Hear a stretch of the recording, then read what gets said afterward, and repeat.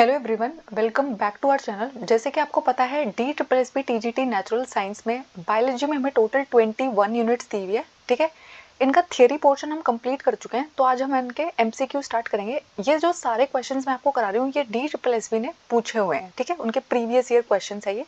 तो आज हम लाइव प्रोसेसेस से उन्होंने कौन कौन से क्वेश्चन पूछे हैं उनको कवर करेंगे। उसके अलावा आपको क्या करना है, आपको अपना स्कोर लिखना है कि आपके कितने मार्क्स आए, और अगर आपको कोई टॉपिक क्लियर नहीं है तो उसको थ्योरी क्लास आपको प्लेलिस्ट में जाके देखना है। तो सबसे पहला क्वेश्चन उन्होंने पूछा, mark the incorrect statement regarding autotrophic nutrition. तो इस चैप्टर में हमने डिफरेंट टाइप के न्यूट्रिशन पढ़े हैं, उनमें से एक न्यूट्रिशन था ऑटोट्रॉपिक न्यूट्रिशन। तो उसके बारे में 3 स्टेटमेंट दिए हुए हैं, आपको बताना है इनमें से कौन सा स्टेटमेंट गलत है। Carbon and energy requirement of the autotrophic organisms are fulfilled by photosynthesis.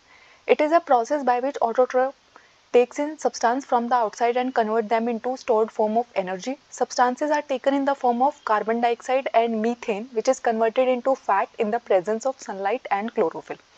Only 2, only 3, 2 and 3 only, 1 and 3 only. तो आपको पता है जब ऑटोट्रॉपिक न्यूट्रिशन की बात हो रही है इसका मतलब है प्लांट्स की बात हो रही है। ठीक है, तो प्लांट्स क्या करते हैं, अपना खाना खुद बनाते हैं, इसलिए हम उन्हें क्या बुलाते हैं, ऑटोट्रॉफ्स बुलाते हैं। तो ये बिल्कुल सही बात है कि कार्बन और एनर्जी रिक्वायरमेंट जो होती है ऑटोट्रॉपिक ऑर्गेनिज्म की, वो किसकी वजह से फुलफिल होती है, फोटोसिंथेसिस प्रोसेस के थ्रू फुलफिल होती है। उसके अलावा आपके ऑटोट्रॉप प्लांट क्या करते हैं, बाहर से है ना वो कार्बन डाइऑक्साइड को लेते हैं और सनलाइट की प्रेजेंस में, क्लोरोफिल की प्रेजेंस में उसको किस में कन्वर्ट कर देते हैं, कार्बोहाइड्रेट में कन्वर्ट कर देते हैं। लेकिन जो इन्होंने बोला कि CO2 तो हम जरूर लेते हैं लेकिन मीथेन नहीं लेते हैं। ठीक है, मीथेन गैस जो उन्होंने बोला, मीथेन गैस को हम इस्तेमाल नहीं करते हैं फोटोसिंथेसिस के प्रोसेस में। सनलाइट चाहिए होती है, क्लोरोफिल चाहिए होती है, CO2 चाहिए होते हैं, वाटर चाहिए होता है, लेकिन मीथेन हमने कहीं भी नहीं पढ़ा है। तो जो हमारा थर्ड स्टेटमेंट है ये कैसा स्टेटमेंट है, इनकरेक्ट स्टेटमेंट है। ठीक है,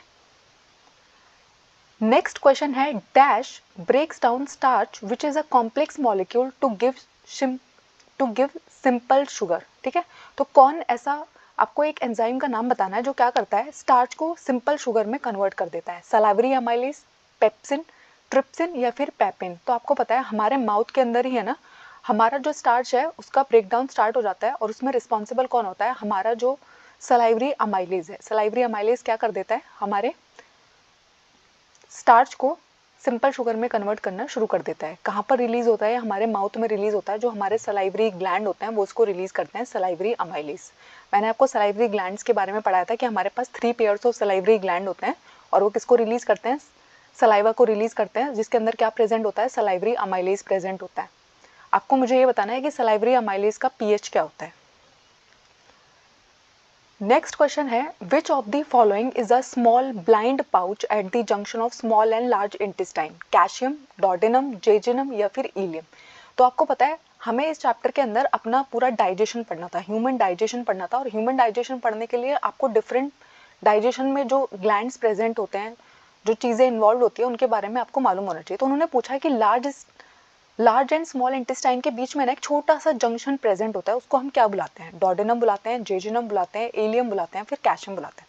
तो आपको पता है जो हमारी स्मॉल इंटेस्टाइन होती है ना वो 3 पार्ट में डिवाइड होती हैं, और उसके नाम क्या होते हैं, डोडेनम, जेजुनम एंड एलियम।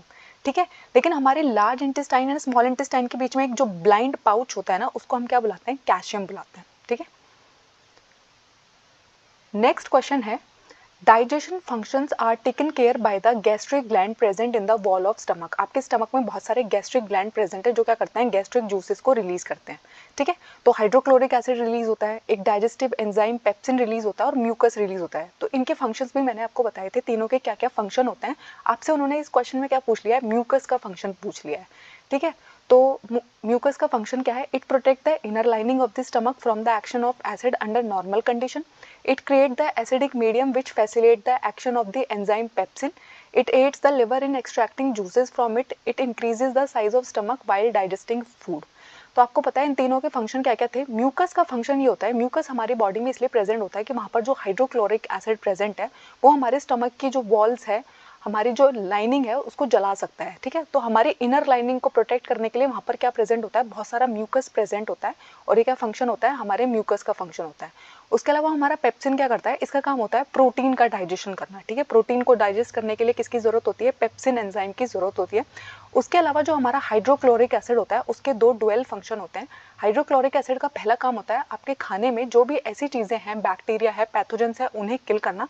उसके अलावा आपका जो पेप्सिन है वो पेप्सिन के फॉर्म में रिलीज नहीं होता है, पेप्सिनोजन की फॉर्म में रिलीज होता है, इनएक्टिव फॉर्म में रिलीज होता है, उसको एक्टिवेट करना। ये किसका काम होता है? हाइड्रोक्लोरिक एसिड का काम होता है। नेक्स्ट क्वेश्चन है, mark the incorrect statement regarding dental caries. आपके जो दांत खराब हो जाते हैं उसके बारे में आपको इनकरेक्ट स्टेटमेंट बताना है। डेंटल कैरीज और tooth decay cause gradual softening of enamel and dentine. It begins when bacteria acting on sugars and produce acid that soften or demineralize the enamel. Masses of bacteria cells together with food particles stick to the teeth to form dental plaque.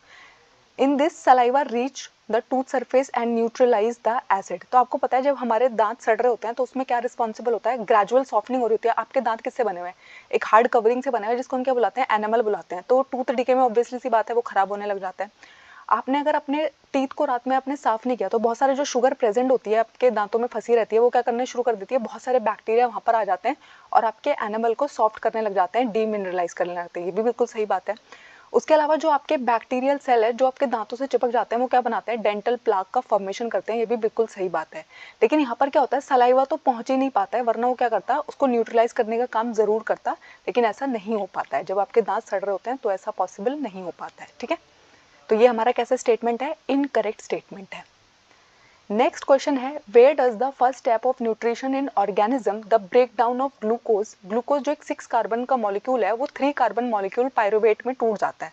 ऐसा हमारे तीनों type के respiration में हो रहा होता है। ठीक है, चाहे वो एरोबिक रेस्पिरेशन है, चाहे वो एनारोबिक रेस्पिरेशन है, चाहे वो मसल का रेस्पिरेशन है। ठीक है, तो ऐसा कौन सी जगह पे होता है? यानी कि आपका जो ग्लूकोज है वो किस में कन्वर्ट हो रहा है? पायरुवेट में कन्वर्ट हो रहा है। कहाँ पर कन्वर्ट होता है? क्रोमैटिन में, माइटोकॉन्ड्रिया में, न्यूक्लियस में या फिर साइटोप्लाज्म में। तो आपको पता है कि हमारा ग्लूकोज जो है वो कन्वर्ट हो जाता है पायरुवेट में। कहाँ पे? हमारे साइटोप्लाज्म के अंदर। ठीक है, during the digestion in stomach the hydrochloric acid creates an acidic medium which facilitate the action of the dash enzyme. तो आपके स्टमक के अंदर हाइड्रोक्लोरिक एसिड प्रेजेंट होता है कौन से एंजाइम को एक्टिवेट करने के लिए, जिसको एसिडिक मीडियम की जरूरत होती है एक्टिवेट होने के लिए? पेपेन, ट्रिप्सिन, पेप्सिन या फिर हाइड्रोलिसिस। तो हमारा जो पेप्सिन एंजाइम है वो कैसे रिलीज होता है? पेप्सिनोजन की फॉर्म में रिलीज होता है और उसको एक्टिवेट करने के लिए किसकी जरूरत पड़ती है? एसिडिक मीडियम की जरूरत पड़ती है। और वो एसिडिक मीडियम कौन प्रोवाइड करता है? हाइड्रोक्लोरिक एसिड प्रोवाइड करता है। नेक्स्ट क्वेश्चन है, which of the following doesn't happen during the process of photosynthesis. तो आपका जो फोटोसिंथेसिस का प्रोसेस है उनमें से कौन सा स्टेप यहाँ पर नहीं होगा? Absorption of light energy by chlorophyll.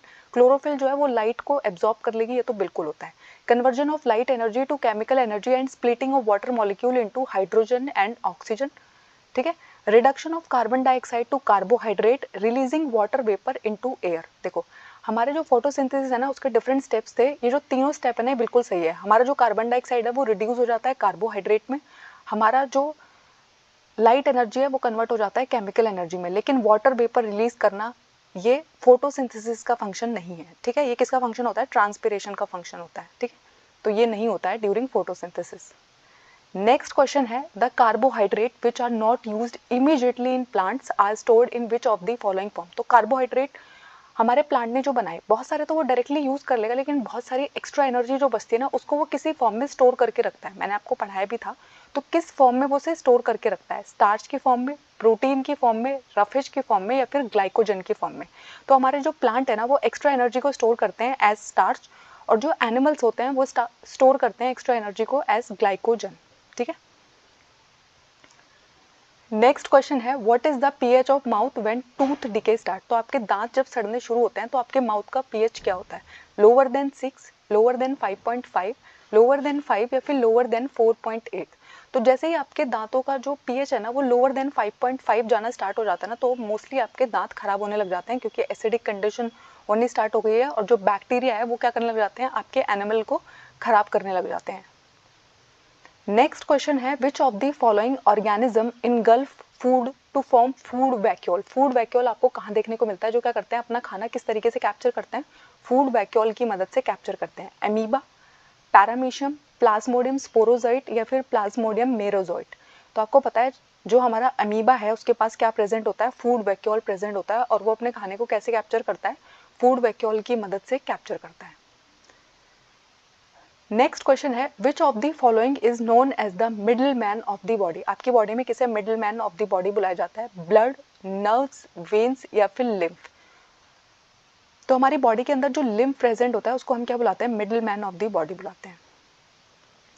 Next question है pulmonary arteries supply the blood to which vital organ in human beings. तो आपको पता है आर्टरीज किस आर्टरीज की बात हो रही है, लेकिन यहाँ पर एक स्पेशल आर्टरी की बात हो रही है जो क्या करती है? पल्मोनरी आर्टरी हम जिसको कहते हैं। ठीक है, तो पल्मोनरी आर्टरी क्या करती है? लंग्स के पास ब्लड को लेके जाने का काम करती है। नेक्स्ट क्वेश्चन है detoxification of harmful substances takes place in which of the following organ in human beings. आपकी बॉडी के अंदर जितने भी टॉक्सिक सब्सटेंसेस आपने खाए हैं, ठीक है, जो भी ड्रग्स आपने लिए हैं, जो भी पॉइजनस चीज़ें आपने खा ली है, जो भी बेकार चीज़ें आपने खाई है, जिनको डिटॉक्सिफाई करने का काम कौन सा ऑर्गन करता है आपकी बॉडी के अंदर? लिवर, किडनी, स्प्लीन या फिर कोलन। तो आपको पता है जो हमारा लिवर होता है ना, वो बहुत ज़्यादा इंपॉर्टेंट रोल प्ले करता है डिटॉक्सिफिकेशन करने में। आप जितनी भी बेकार चीज़ें खा लेते हो, ठीक है, जितनी भी ड्रग्स आप लेते हो, उन सबको डिटॉक्सिफाई करने का काम कौन करता है? हमारा लिवर करता है। ठीक है, नेक्स्ट क्वेश्चन है name the enzyme which acts on the carbohydrate in the saliva. तो जब भी आप कोई कार्बोहाइड्रेट खाते हो उस पर ना हमारे सलाइवा के अंदर एक एंजाइम प्रेजेंट होता है जो उसके ऊपर काम करना शुरू करता है, उसको पचाने में मदद करना शुरू करता है। तो वो कौन सा एंजाइम है? आपको उसका नाम बताना है। पेप्सिन, ट्रिप्सिन, सेल्यूलोज या फिर अमाइलेज। तो मैंने आपको बताया था कि हमारे सलाइवा के अंदर सलाइवरी अमाइलेज नाम का एंजाइम प्रेजेंट होता है जो क्या करता है? हमारे कार्बोहाइड्रेट को सिंपल शुगर में कन्वर्ट करना शुरू करता है। और हमारे माउथ के अंदर 3 सलाइवरी ग्लैंड के पेयर्स प्रेजेंट होते हैं, आपको उनके नाम मुझे बताने हैं। नेक्स्ट क्वेश्चन है name the filtration unit of the excretory system in human. तो आपको बताना है कि आपका जो एक्सक्रीटरी सिस्टम है ह्यूमंस में, उसकी फिल्ट्रेशन यूनिट कौन है? न्यूरॉन, नेफ्रॉन, यूरेटर या फिर यूरेथ्रा। तो आपको पता है जो हमारी किडनी है उसका काम क्या होता है? हमारी बॉडी के अंदर सारे एक्सक्रीटरी सिस्टम को मेंटेन करना। उसके पास क्या प्रेजेंट होता है? नेफ्रॉन प्रेजेंट होता है, और नेफ्रॉन क्या कहलाते हैं? Filtration unit of the excretory system कहलाते हैं। नेक्स्ट क्वेश्चन है during aerobic respiration the ATP synthesis occur in which cell organelle. आपकी बॉडी के अंदर जो भी एटीपी सिंथेसिस होता है, एटीपी जिसको हम एडिनोसाइन ट्राइफॉस्फेट बुलाते हैं, जो हमारी बॉडी में एनर्जी करेंसी का रोल प्ले करती है, तो वो कहाँ पर बनती है? हमारी बॉडी के अंदर एटीपी कहाँ पर बनती है? लाइजोसोम्स के अंदर, राइबोसोम्स के अंदर, माइटोकॉन्ड्रिया के अंदर या फिर गोल्जी बॉडी के अंदर। तो आपको पता है जब हम एरोबिक रेस्पिरेशन करते हैं हमारी एटीपी बनती है हमारे माइटोकॉन्ड्रिया के अंदर। ठीक है, माइटोकॉन्ड्रिया जिसको हम power house of the cell भी बुलाते हैं। क्यों? क्योंकि वो क्या करता है? पावर जनरेट कर रहा है, एटीपी बना रहा है, हमारी बॉडी की एनर्जी करेंसी है एटीपी। नेक्स्ट क्वेश्चन है in green plants guard cells play an important role in which of the following process. तो आपके प्लांट्स के पास है ना गार्ड सेल्स प्रेजेंट होती है, इनका फंक्शन क्या होता है? फोटोसिंथेसिस में रोल प्ले करती हैं, रेस्पिरेशन में, ट्रांसपिरेशन में या फिर पॉलिनेशन में। तो गार्ड सेल का फंक्शन क्या होता है? ये आपके स्टोमेटा की ओपनिंग एंड क्लोजिंग के लिए रिस्पॉन्सिबल होती है, और हमारे स्टोमेटा किस में रोल प्ले कर रहे होते हैं? ट्रांसपिरेशन के अंदर रोल प्ले कर रहे होते हैं। नेक्स्ट क्वेश्चन है Bowman's capsule is a part of which of the following sales in the mammals. तो बोमन्स कैप्सूल आपको कहाँ देखने को मिलेगा? मैमल्स के अंदर, न्यूरॉन के अंदर, नेफ्रॉन के अंदर, मायो साइड्स के अंदर या फिर ऊ साइड के अंदर। तो आपको पता है आपका जो बोमेंस कैप्सूल होता है ना, वो आपकी किडनी के यहाँ पर प्रेजेंट होता है। आपकी जो नेफ्रॉन वाली यूनिट होती है वहाँ पर क्या प्रेजेंट होता है? एक कप शेप्ड स्ट्रक्चर प्रेजेंट होता है जिसको हम क्या बुलाते हैं? बोमेंस कैप्सूल बुलाते हैं।